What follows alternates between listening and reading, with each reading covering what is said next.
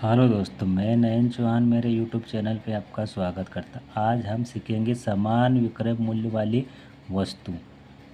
चलो हम प्रश्न की ओर चलते हैं। प्रश्न दिया हुआ है हमारे पास, दो वस्तुओं का कुल क्रय मूल्य कितना है? 700 रुपये है। पहली वस्तु पर 20% का लाभ और दूसरी वस्तु पर 10% की हानि पर बेची गई।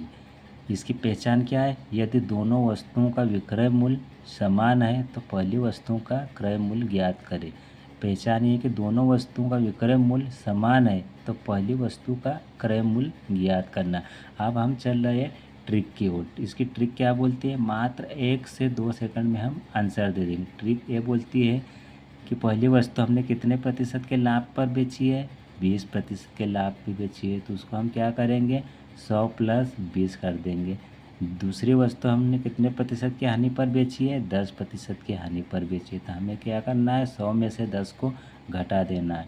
इधर पहली वस्तु कितने पे? 20% के लाभ पे, तो कितना हुआ हमारे पास? 120 होगा। दूसरी वस्तु कितने पे हानि पर बेची गई है? 10% की हानि पर, तो कितना? 100 में से हमने 10 को घटा दिया तो कितना बचा हमारे पास? 90 बचा। अब हमारे पास अनुपात क्या होगा? 120 अनुपात 90 होगा। अब मैंने क्या किया? इन दोनों को आपस में काट दिया। एक जीरो से एक जीरो को मैंने काट दिया था। हमारे पास बचा क्या है यहाँ पर? 12 और 9 बच गया। फिर मैंने क्या किया? 3 से इसको काट दिया। 12 को कितनी बार कटा है? 4 बार कट गया है। और ये 9 कितनी बार कटेगा? 3 से 3 बार कटेगा। तो सेलिंग प्राइस का रेशो हमारे पास कितना निकल आया? 4:3 निकल आया। अब हमें किसका अनुपात निकालना है? क्रय मूल्य का अनुपात निकालना है। तो हम क्या करेंगे? ये जो सेलिंग प्राइस का जो रेशो आया इसी को आपस में पलट देंगे। तो ये सेलिंग प्राइस का रेशो हमारे पास कितना आया? 4:3 आया। तो यहाँ पे क्रय मूल्य का अनुपात कितना हो जाएगा हमारे पास? 3:4 हो जाएगा। फिर हम क्या करेंगे? ये 3 और 4 को आपस में जोड़ देंगे तो कितना हुआ हमारे पास? 7 हो गया। और इधर प्रश्न में क्या बोल रहा है हमारे पास? क्रय मूल्य कितना है? 700 रुपये। 3 और 4 को मैंने आपस में जोड़ा तो कितना हुआ? 7 हुआ। अब 7 में से कौन सी संख्या का गुणा करूँगा कि 700 आ जाए? तो मैंने 7 में 100 का गुणा कर दिया तो कितना हमारे पास आया? 700 आया। यानी कि 7 का कितना गुना है? ये 100 गुना है 700। और पहली वस्तु का क्रय मूल्य पूछ रहा है हमसे, तो हमने क्या किया? पहली वस्तु का क्रय मूल्य कितना है हमारे पास? 3 है।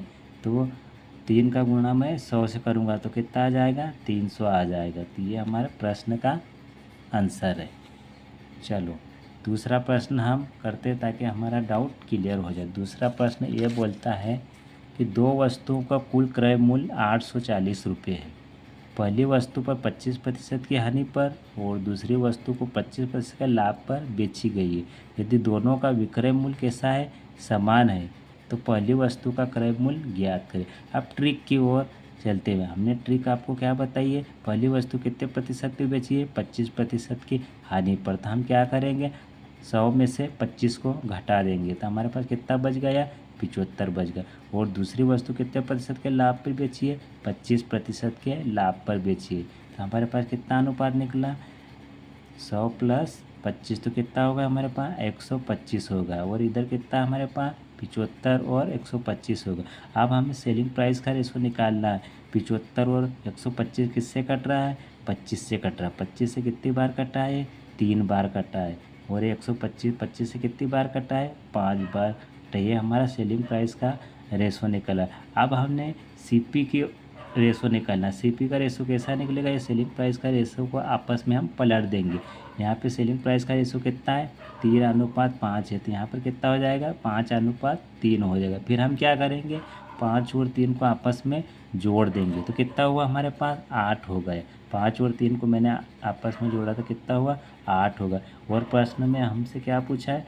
पहली वस्तु का कुल क्रय मूल्य कितना है? 840 है। तो ये 840 8 का कितना गुना है? 105 गुना है। तो पहली वस्तु क्रय मूल्य इधर 5 में 105 का गुणा कर देंगे कितना आ जाएगा? 525 आ जाएगा। तो यही हमारे प्रश्न का आंसर है।